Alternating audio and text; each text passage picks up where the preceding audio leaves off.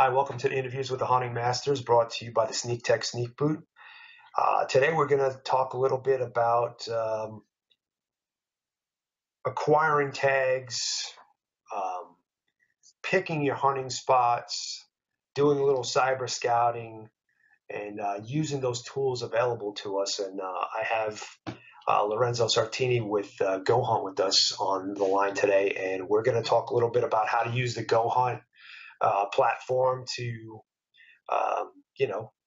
achieve more quality hunts, get more tags, pick better hunting spots, stuff like this. How you doing today? Doing good, doing really good, and yeah, that's exactly what we're here for as a company. Awesome. Give us a little rundown about, so just in case people don't know what the heck GoHunt is. They've been living under a rock or something, and they never heard of you. Yeah, I mean, GoHunt was founded in late 2013. We actually came to market in about mid 2015, as far as our membership goes.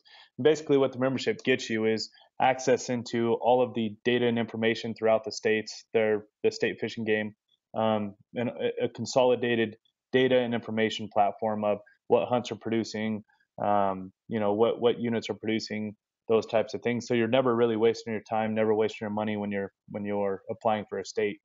The other thing we do as well is we've actually just launched as of June 2017, June 6th, actually, we launched e-commerce, which was a very nice little dovetail into our membership. So we run a membership platform, obviously, like I just said.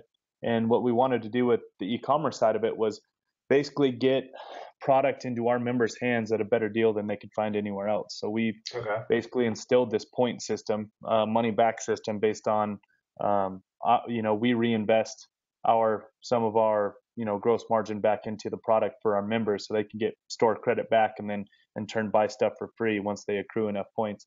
That's by far and away the best deal as far as a Western hunter goes. What they can get with based on optics, backpacks, all the specialty or the tech advanced type goods. That's what we specialize in trying to get those in the hands of our members at the best price possible. So we're just always about value add. We're always adding more things, always getting better. And one of the things you brought up earlier about picking a better hunting spot, it's nice that you brought that up right now, because I actually just got out of a meeting where I just looked at our 3D mapping for the first time. We're actually going to launch our own mapping system here don't hold me to a strict number, but sometime in December, we're going to launch our own mapping software. Well, I mean, our connected software. Right now it's on a Google API? Yep. Right now we're running Google API, and we're going to switch over to a much more user-friendly, much more advanced mapping system. Because, as far as I'm concerned, the one thing that maybe we didn't necessarily lack, but one of the things we could definitely do better was mapping, so we could really get visually to show the hunters where the best place would be. And we're just about ready to launch that. So it's a pretty good meeting we just had. Sweet. I look forward to that. Well, I use your system a lot. People always asking me, how do you get so lucky? You always draw all these tags and da da da da da. And I'm like, I do a lot of research.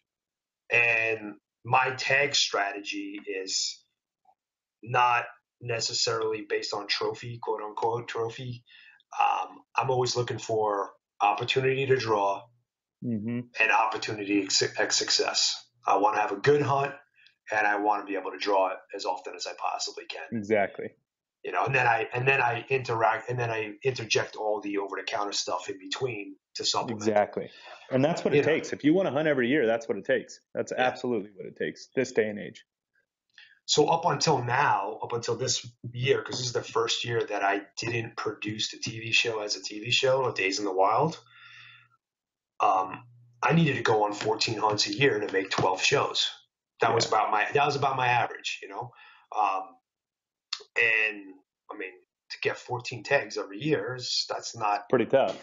Not easy to do. So you have to do a lot of over-the-counter stuff, but you also have to be smart about, and since you guys came about, I mean, it really started. I mean, that's how I got my sheep tag.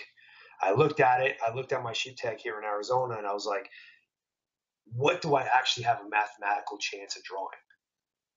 Yeah. And I used the app. That was the one unit that I had a mathematical chance. So I put in for it, and I got lucky. And I mean, it was still a lot, tons of luck. But Yeah, if I absolutely. put in for something that there's no mathematical chance, then I'm just drawn completely on. Drawn dead. Yeah, Yeah. exactly. So. And that's the thing, is always playing the odds.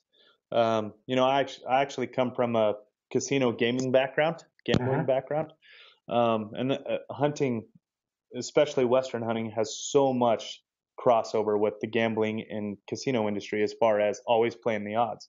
Right. And that's what, in a casino industry, you're always trying to put out the best odds for the player, but you're also going to try to make the most money. Well, hunting, you're always just trying to chase the best odds where you got the best chance of drawing the tags for what you're looking for. Right. It's very, very similar. So our draw odds platform, we actually took a lot of influence on random number generator type mathematics, Mhm. and our draw odds have proven to be the industry leader hands down, and that's due to a lot of hard work, but also due to a lot of outside the box thinking, bringing in best practices from other much more intricate industries and bringing it into this to give the consumers the best idea of, like you said, chasing somewhere that you're not completely dead, but you're actually chasing something that, you're definitely going to need some luck, but that doesn't mean you can't win. Right. Exactly. Exactly. So, Well, tell us about some of the features of GoHunt, and then we'll start picking them apart and how we can use them and how yeah. guys can utilize those things to, improve their chances of drawing or just success in the field. Yeah, we can start it with basically how I start, which is draw odds. So, I know my points in each of the particular states. Nevada's my home state. Always have a good chance of drawing tags in Nevada with their 90-10 breakdown of 90% of the tags go to resident and 10% go to non-resident. So, Mm-hmm. Nevada's my go-to where I always start. And I look at draw odds. So Nevada is a pure bonus point system, meaning the number of points you just have a better chance than the next guy. You're never guaranteed. So, but as a resident, I don't usually need a ton of points to draw deer, elk, antelope, those types of things. Okay. I'm coming up on 10 points for elk, but I'm only chasing trophy units because there's a lot of over-the-counter opportunity out there. So first place I start is just on the draw. It's looking at, each one of those, what we would consider the trophy units. Mm-hmm. Start there and kind of make my way down of Nevada has a 5 choice system. You get first through fifth choice. They all have the same relevance, whether you're going to draw the first or the fifth.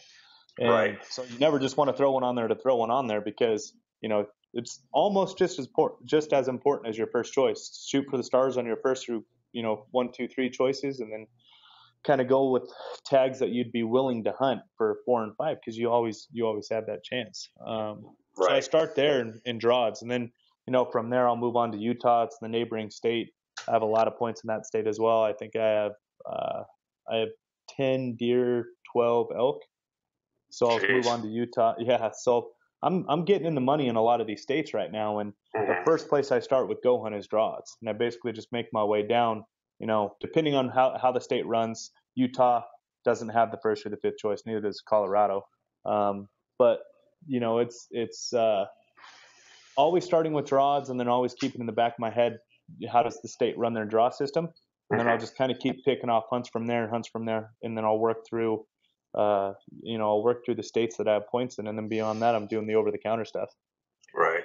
And then our system, so after draws, our system has something that we call filtering 2.0. And Mm-hmm. basically, you can filter down based on all the data and analytics of each of the over the counter units to which ones have the best quality animals, the highest success rate, the most huntable land based on public private property, those types of things. Then I can narrow down my over the counter options and make sure I'm hunting every year if I don't even draw the tag. And it just Right. kind of stays on that cycle every year, based on the points that I have in the states and based on the hunts that I'm trying to chase. So um, as far as draws go, if you want to get into that, it's been it's been quite a few years in the making, and it's fantastic. Yeah. So No.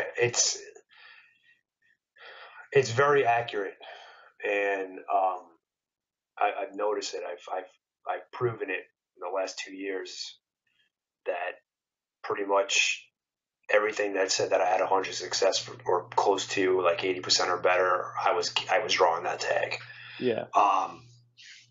The draw hunt. I see now. I kind of do. I kind of do it similar in a way where I kind of start with, hey, what units can I draw with this amount of points? Yep.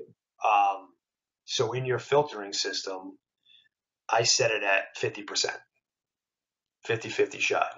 It's a great starting point. Yeah, and then I look at all the units that are available 50.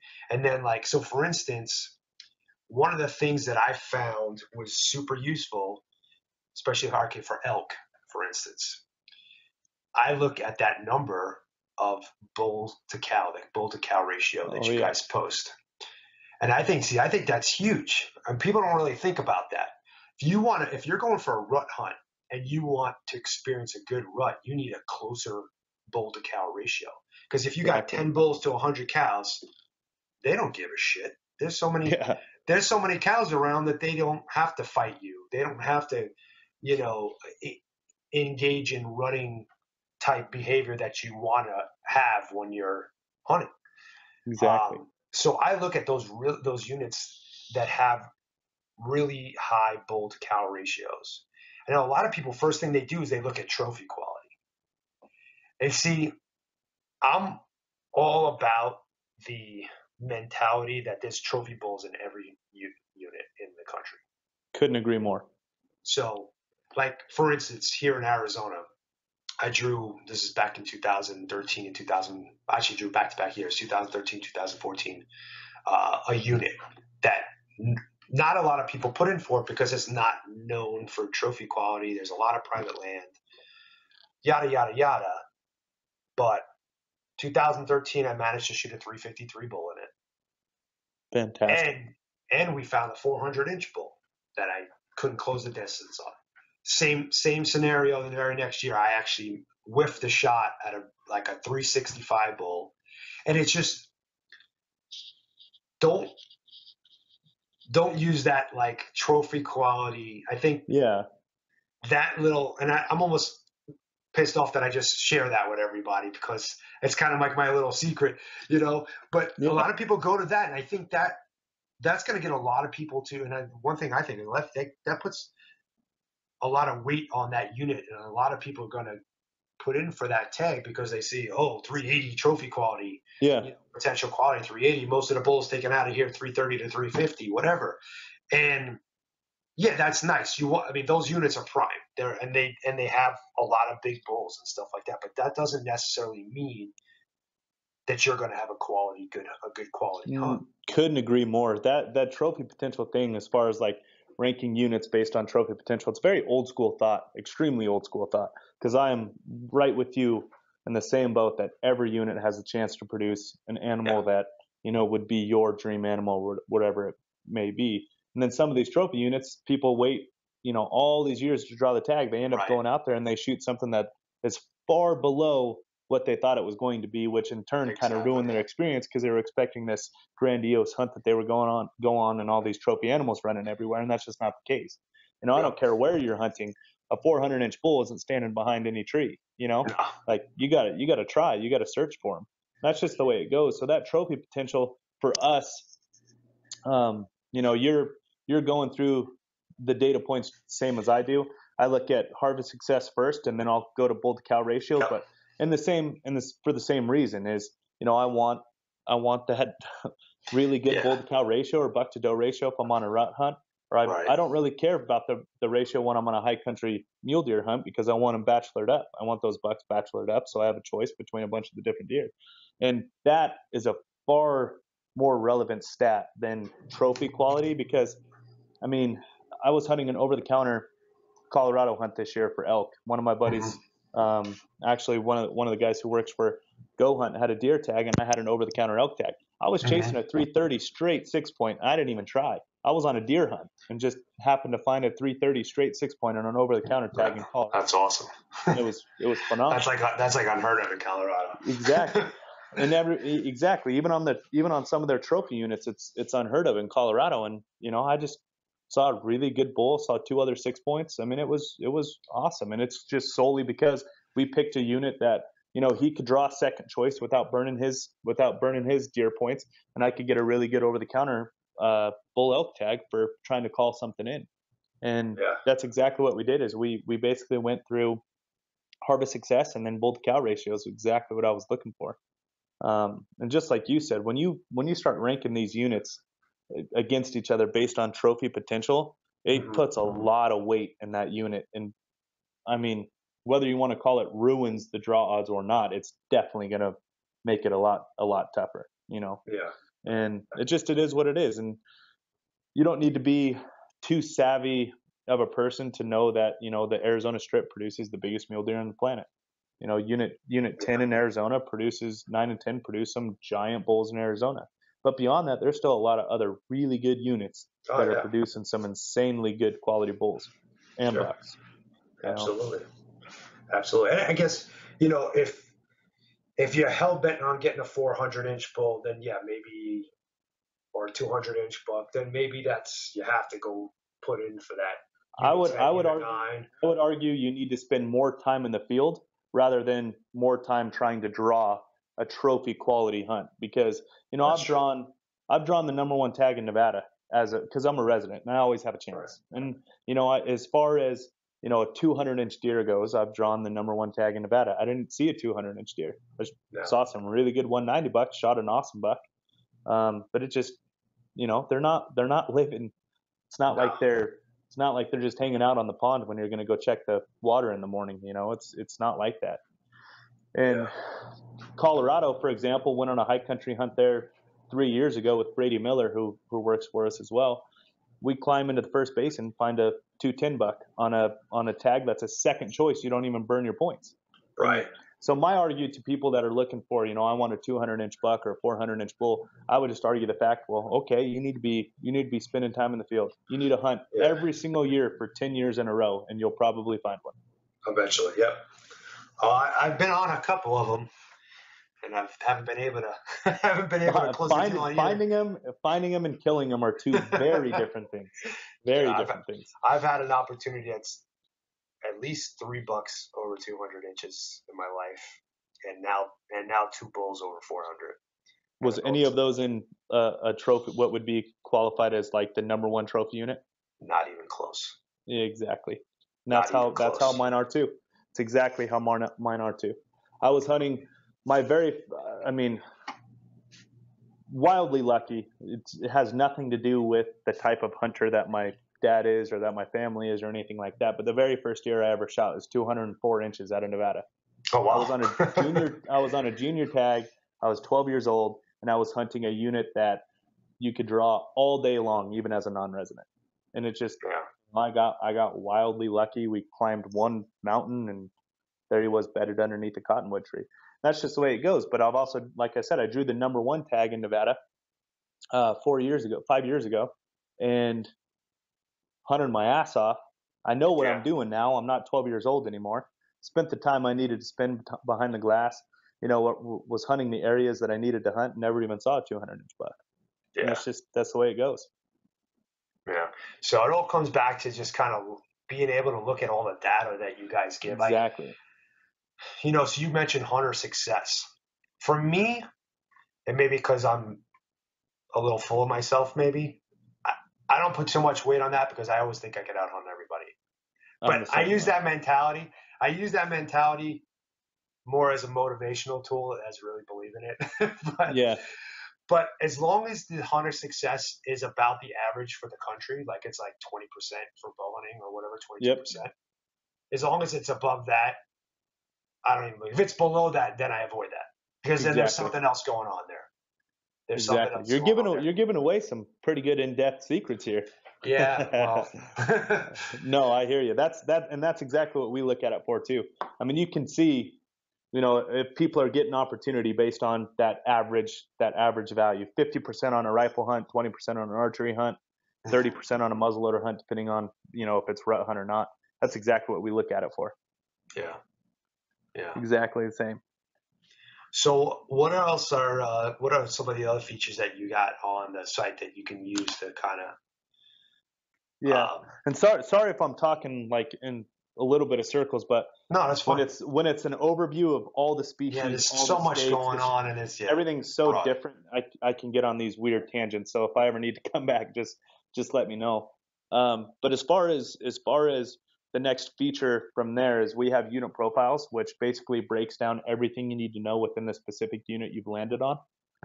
We have a ton of narrative from whether it be the wildlife biologists, whether it be from us who have actually hunted the unit, whether it be from our very very good hunting connections that have hunted the unit.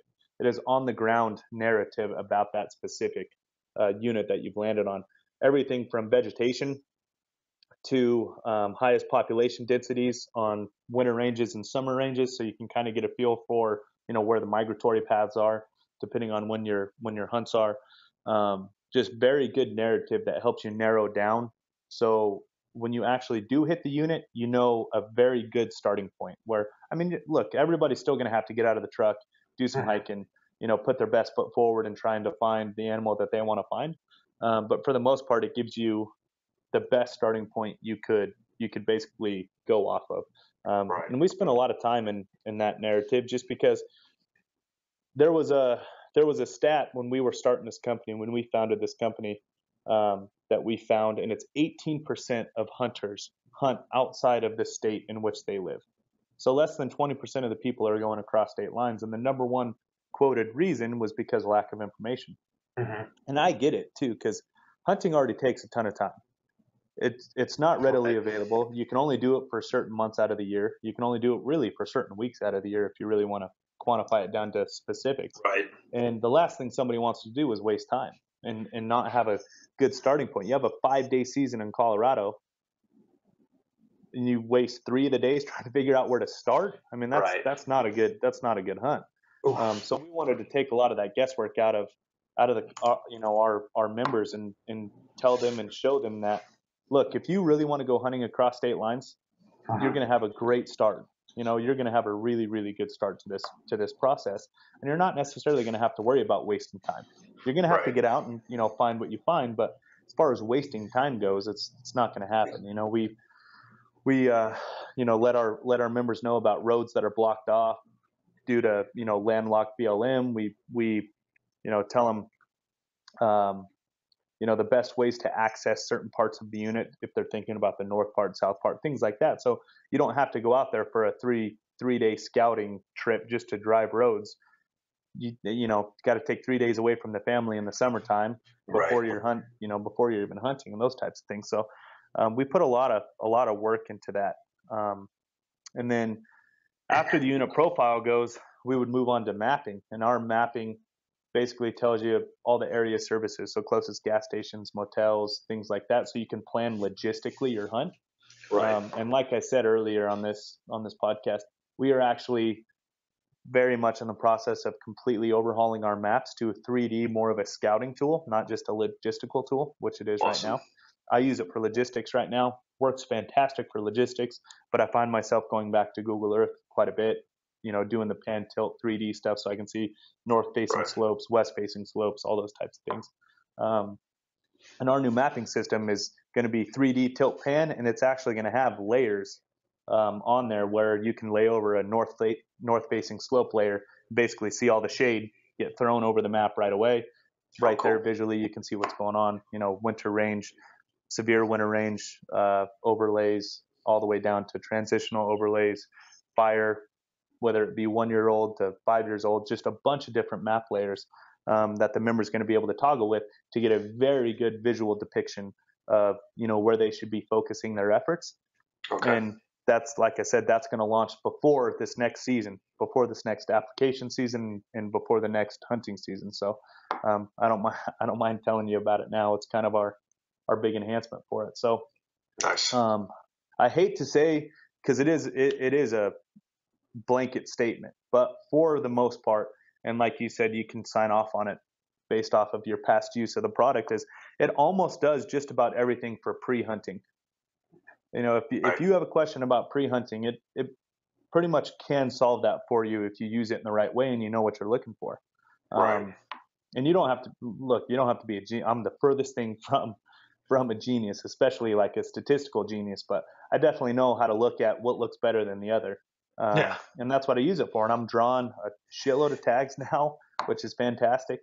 And so are, the people around me who I can't get enough of hearing somebody like you saying you drew your sheep tag, or, Randy Newberg is a big user of our product. And I swear every year that guy's drawing tags, but he is a genius when it comes to statistics. Like I will do that to him. He definitely knows what he's looking for.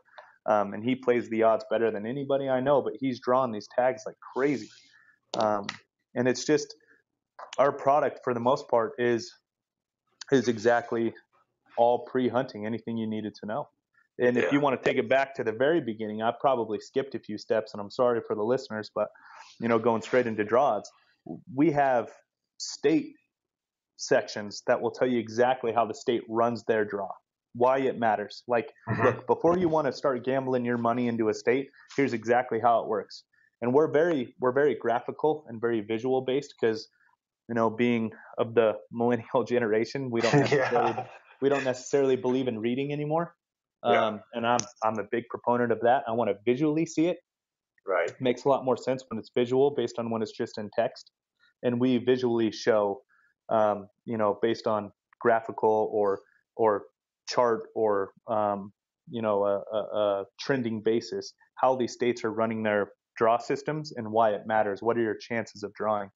If they have over-the-counter opportunities, if you don't draw a tag, like states like Colorado, you have to buy a license before you apply. Okay, well, if I buy a license, do I have an over-the-counter opportunity? Yeah, I have tons. So it's not a waste to buy the tag. Okay, or buy the license. Sorry. So I'll buy the license, apply for my tag. I don't draw. Go get an over-the-counter tag.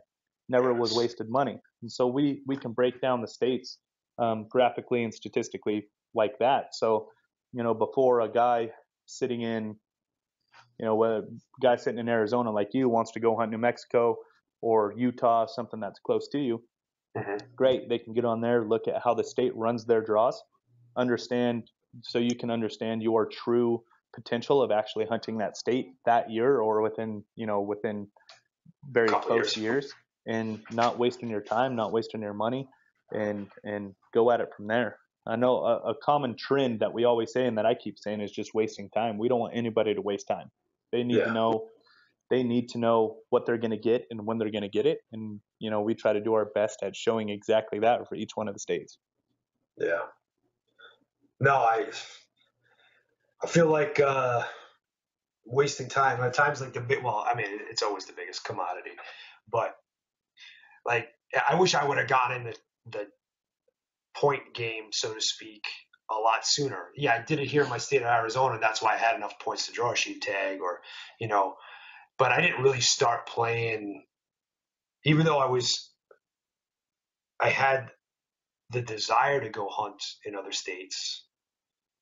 I didn't really start putting in for those bigger hunts, the sheeps, the goats, some of these elk hunts that take you, 15 years to draw, whatever. And I didn't do it because there wasn't enough information out there. And the information that was out there, like you said, you had to read it, you had to thumb through magazines, or you had to go through,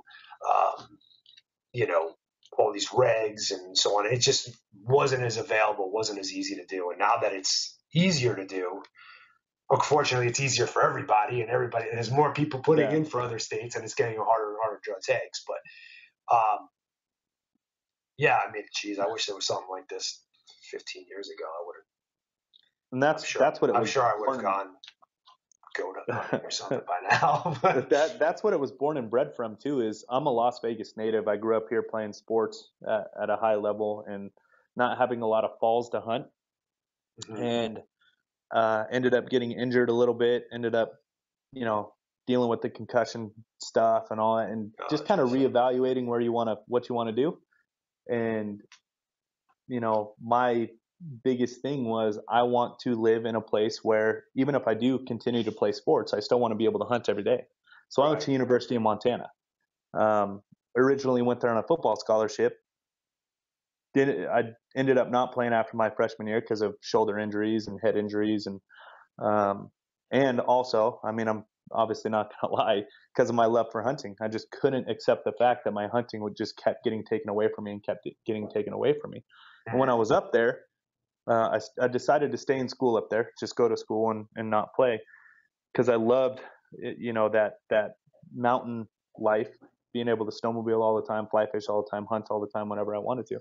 I could not find information for my hunting, opportunity, whether it be Idaho, Montana, Utah, all these states that were really close to me that I could get to really easily. And it was driving me crazy because now I had the time to hunt, but now I'm trying to figure out all these places to go. And like I said, I'm the furthest thing from a genius. If I have to read a state regulation and draw some conclusions myself, I'm not going to be very good at it. I'm not going to have a very high level of confidence that I'm making the right decision and doing things the right way. Now, obviously, with hunting, there's some pretty big penalties if you're not doing things the right way. Right. So there is that intimidation factor of what you can and can't do in each state and all those things. But basically, the idea was bred that I couldn't believe that there was no real easy, I hate to put it in this format, but millennial way of like figuring out the information that I needed to find. I don't like using that word all the time because it has a lot of other, it's got other stigmas to it. Yeah. But I'm saying it from my perspective. I don't like to read. I don't like to draw conclusions out of text because text can always be misconstrued the way I read it compared to the way, maybe you read it and those types of things. But it was bred out of that. And I was meeting these locals up there in school where I started to learn, okay, well, I can go over the counter hunt in Idaho. Awesome. I can go, I can draw my combo deer elk in Montana every year on these general units. Okay, I can do this. Okay. So I started to build this, basically my own portfolio of Idaho, Utah, Montana. And then I started to get into the draw game where I started earning bonus points because growing up as a junior in Nevada, if you're under the age of 18, you draw a tag no matter what every year. It's changed now because there's not as many tags as when I was a kid. But when I was a kid, you were guaranteed a tag. So I was hunting every year. But now that I was over the age of 18 and living in another state, I wasn't hunting and I was trying to figure it out. So these ideas kind of stayed in my head to where I came home, got into the casino and gaming industry and started to realize, holy shit, this has a big crossover to hunting. Like, I wonder if I could do this for hunting. Like these draw odds, which is literally what they're called on your or pay tables, your draw odds of whatever game you're playing. Like, man, there's got to be a way to like really delve into this for hunting and give people their true statistical significance of being able to draw. And then, one idea led to another, met the right people, met the people that are much smarter than me on how to build stuff online. And, one thing led to the other and we ended up building it. And if I had this in college, I would have never graduated. So it's a fantastic thing that I didn't have it in college. There's no question, because I would have been hunting all over the place. Because like I said, I only knew, 1/16 of what was actually out there when I was in college, that I was learning from these locals and going hunting in these other states. If I would have known Colorado's second choice, I would have been gone all of November, because over the counter elk tags, second choice deer tags, not burning your points, I would have been gone all of November, never would have graduated. I would have been in Utah October. I would have been, Idaho chasing elk in September. It wouldn't have been good. Wouldn't have been good for me. But that's what it was built out of. Honestly, was necessity. And when I was going through the process of trying to figure everything out, I'm going, man, there's got to be a lot of people that are wondering the same thing. And there was, obviously, you'd go talk to people and they were all wondering the same things. And there was some products out there in the Western hunting industry that did it, but only did it for trophy units, or they did it, but they still only did it in text. They just made it a little bit more concise and a little bit more consolidated. Yeah. But with it being print, they could only do so much in one spot. So for us being online, we can do it all, which is huge. What everything gets to, obviously, which is why the internet is basically owning every industry, is because you can just put so much information and it's never overwhelming, because the user only wants to see what they want to see and they can choose it. Right. So, I mean, it was built out of necessity for sure. And that's exactly why, guys like you and I would have been screwed if we had this earlier, but it was a good Yeah. thing, I guess. Yeah. Well, I've been traveling to hunt for a long time now, and for me, it's probably almost as much fun as the hunt is figuring out, you know, where to go, how to get there. I love destination hunting. I love the whole figuring out things, and I love going new places, Me too. checking out new things, man. It's like the adventure of it all is kind of like it's it's part of what draws me to what I do. So Exactly. if I was just hunting in Arizona, year in, year out, or shit, if I still lived in New York and I was still hunting just whitetails out of tree stands, don't get me wrong, I love that hunting. I still try to go once a year. But if that's all I had, I don't think I would have the passion for it that I have Exactly. now. What keeps it fresh is the new stuff. Always learning something new. Yeah. Going into the unknown. And I feel the exact same way. Yeah. I go in Exact same way. cycles. I'll go like 3-4 years to the same state because I feel like the first time I'm going there to learn the area. Second time I'm going there to better the buck or the elk or whatever it was that I got the last time. And the third or fourth time I'm not going now. Now I'm trophy hunting. It's like now it's different. I'm there for a different. Now I'm a veteran of this area. It's time for me to take something out of here that's exceptional or whatever. Exactly. But and then I move on.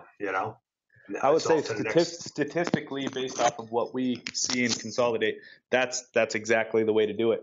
That is 100% the way to do it. Hunt the same place 2, 3, 4 years in a row, and then from then on, you can move to the next spot and do the same thing. Keep it fresh. The learning curve is also what betters you as a hunter, as far as I'm concerned. I love the learning curve about new areas, learning how to hunt different animals, different topography, different styles. Like that's exactly what I do it for. I'm the exact same way. Sweet. Well, cool. I know probably what you're thinking too. What we say all the time around here too is every state's a snowflake. I mean, they are so unbelievably different from each other. Mm-hmm. And just like anything with state government, if they would all just get on the same page, they'd be in so much of a better spot. Oh my God. But every state is just so wildly different. And the other thing that online allows us to do is make it as consistent as possible, even with all the inconsistencies. Like, you got Colorado with, a true preference point system. The tags go to the max point holders. And then you have Arizona with your guys' new change, up to 10% of the permits go to non-residents. However, 5% of those go in random, which are also the residents are involved in. So it's just, it gets crazy. And that's why I say, I'm sorry if I talk in circles or, too wild, but to try to talk about the industry as a whole or the states as a whole, it just gets crazy. Just gets unbelievable. No, we're going to do a podcast on that. Matter of fact, we're going to have Brandon come on and talk with us about that and talk about all the different bonus point systems and the draw systems and how it works going into the application season. I want to kind of dive into that pretty. He's very well suited for that. I mean, he runs all of our research system. So states that change their draw systems, he's the first to know, the first to dissect it and understand how that's going to affect, different point levels, whether you're resident or non-resident. And then he's also always up on new units that are being opened up, new hunts that are coming down the line. And obviously the states, not that they're bad at it, they don't really have a great outlet for it, but new hunts. I mean, new hunts are a great way for people to get amazing draw odds the very first year they're applying, just because not a lot of people really heard about them or understand them. They weren't marketed correctly, because a lot of hunting and, it does get down to marketing to a certain extent. And that's why those trophy units get their, their brand name or whatever you want to call it. But it's all word of mouth. So until a bunch of people have hunted it and killed some great animals out of it, seen some great animals in there, like it gets tough because it's all word of mouth. So when a state opens up a brand new hunt, it's a good chance to get in there and get your name in the hat when you have some pretty good draw odds for it. Yep. Absolutely. So he does all that stuff. That is his day to day. That's what he lives and breathes is, the states and their changes or how it all affects different people. Like he definitely knows what he's doing for sure. Sweet. I look forward to that.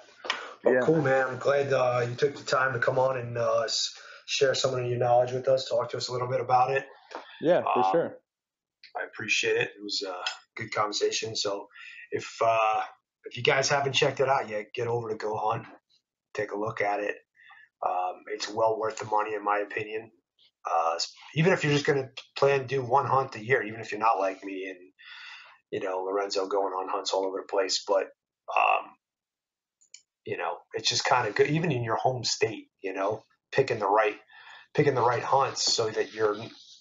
I hear so many guys here in Arizona like, oh yeah, I got 15 points for elk. I haven't been hunting in 15 years. I'm like, dude, burn those points. Seriously, get out in the field, burn them. Something. You could go. In some of these lesser. What are you putting in for? If you're putting in for, unit 23 rifle, yeah, you're probably not going to draw it. But you just gotta.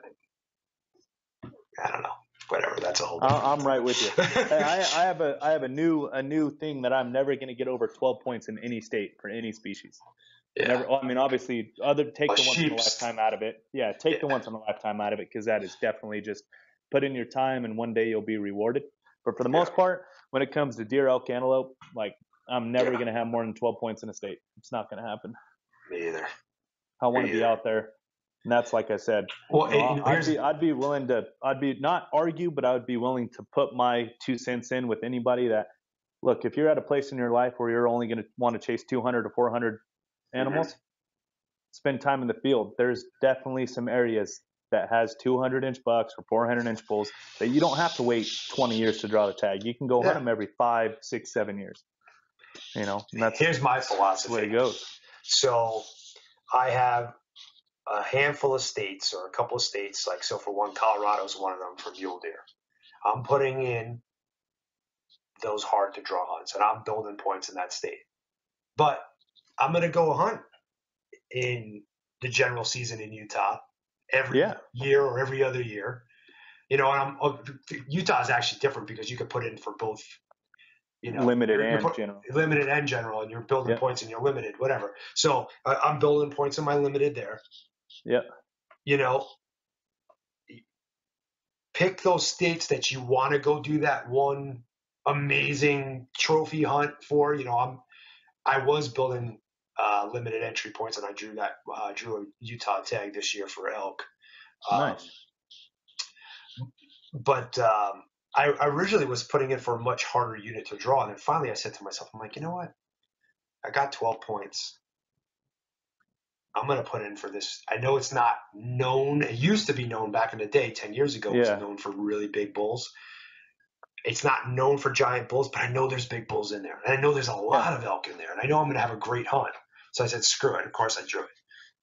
I was excited. I had a great hunt, shot a great bull. That's awesome. Yeah. So, that's my philosophy. You want to hold out for those awesome once in a lifetime tags, your strips and so on and so forth. Fine. Do that. But here's the thing. If you go 12 years without hunting a species, you draw that tag, you're going to go out there. You're probably not going to get one because you don't know what the freak you're doing. You're going to be lost. You don't have the problem. You're going to be 100% lost. Yeah. Exactly. I was having this conversation with a buddy of mine. He's like, yeah, I haven't drawn elk in 15 years. I'm like, okay. Well, what are you going to do when you draw it? Yeah. Are you going to hire a guide? Because if you're going to hire a guide, then okay, fine.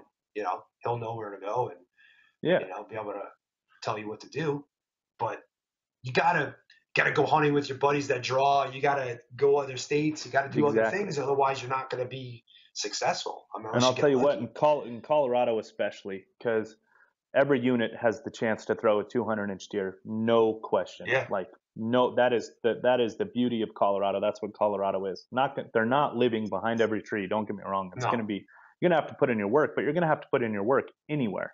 The thing about Colorado that I love is there is a lot of opportunity for second choice drawing where you don't burn your points. So you can hunt mule deer every year in Colorado. Have the chance to maybe turn up a 200-inch buck while you're waiting your 10, 12, 15 years to draw your big hunt, whatever you're chasing, 44, 4th season, whatever. It's more than 12 points, but I mean, if you're really waiting to do that, there's all these second choice opportunities where you can stay hunting. You can hunt the different seasons in Colorado and see which one you like best. The other thing that I love about Colorado is the over-counter elk.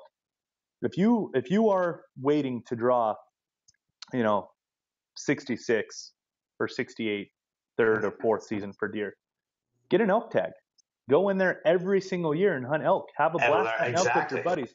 Learn the unit. Shoot some elk. See if you found some giant bucks. See where you're seeing the bucks. Like, what better is a scouting trip where you get to shoot an elk? It doesn't get much better than that. Absolutely. That's how Brady and I and some of us, that's how we found a lot of our places in Colorado, is using that second choice on your deer application, and then using the over-the-counter elk to actually get out there, have a reason to go hunting. You have a chance to kill a 6-point bull, which is awesome, on an over-the-counter tag, both in the rut or in the rifle season when they're back on their own, or maybe even bachelored back up with the rest of the bulls. And you get to go out there and actually look at where the deer are. You get to look at some giant bucks while you're hunting them. Colorado is an amazing state for that. It's somewhere that I think people should be hunting every year. And it's just once you do know all the information, you do understand where, you can hunt 44 for elk every year and go scout for bucks at the same time from when you finally do draw the tag. Yeah. And, it's just, it's a great state. It's a phenomenal state just for that. Idaho has a lot of the same things going on. Yeah. Really, the one that I can tell you that doesn't have it is Nevada. Nevada doesn't have it. Nevada, Arizona doesn't have it either. Arizona doesn't have it either. Like Nevada, put in your time. Go hunting with the buddy. That's the only way you're going to be, in the state chasing. True. That's it. Arizona has over-the-counter archery deer. So correct. Yeah. They do archery coos deer and archery mule deer. Which I went on a hunt with my brother. What would have that been? That would have been 2012. I went with my brother. He was chasing a 190 4-point with his bow, and I was chasing a 115-inch coos deer, on an over-the-counter tag, as good as it gets. Yeah, it was phenomenal. We got some of the best over-the-counter deer archer deer stuff. I mean, in the country. Agree. I mean, it's some fun hunting over here. No, it's not. Don't come to Arizona in December or January. Stay in your own states. It's too cold here. Too cold. But no, seriously. Yeah, you could go deer hunting over the counter, and like you said, on the flip side, and start putting in for these elk hunts that you want to go to, and learn the terrain and stuff, hunting deer every year. In August, go on the August hunt. You don't have to come during the rut. You go in August and hunt them in velvet, and it's right before the rut of the of the elk, and you'll learn that unit, and it's cool and nice. You're in the Ponderosas, and it's a good time to hunt. And, it's always a good time to hunt. It's better than sitting at home. That is true. No matter what. But like hunting this day and age, like you said, you've been around it for a lot longer, but the way it's changed, it's harder to draw tags. It's harder to even hunt your home state now. Like even residents in a lot of the places other than really Wyoming is the one I can think of. But I mean, residents still have to put in their time to draw the tag. You gotta this day and age, you gotta do the research if you want to hunt every year. You have to do it. It's what it takes. Absolutely. So Wyoming, they got it pretty good over there. God, if you're a resident in Wyoming. New Mexico's really heavily weighted towards residents too, but there's not as many tags. Exactly. But I mean, Wyoming, you get to hunt. If you're a resident in Wyoming, you get to hunt the best of the best every year. It's like it's a no-brainer. Yeah. For sure. Wow. Awesome, man. Well, I wish you luck on the rest of your season coming up. Thank you. Appreciate it. I'll be interested to see what you guys do out there. Me too. Nice. It sounds like you got that. I mean, that one hunt in Nevada that you got, that sounds like a dandy. It's a new hunt. I love new hunts. Trying to figure it out. It's never been had before in Nevada, so I'm interested in that one. See what happens. Good deal. Well, thanks for being on, and we'll talk to you soon. Sounds good. Thank you.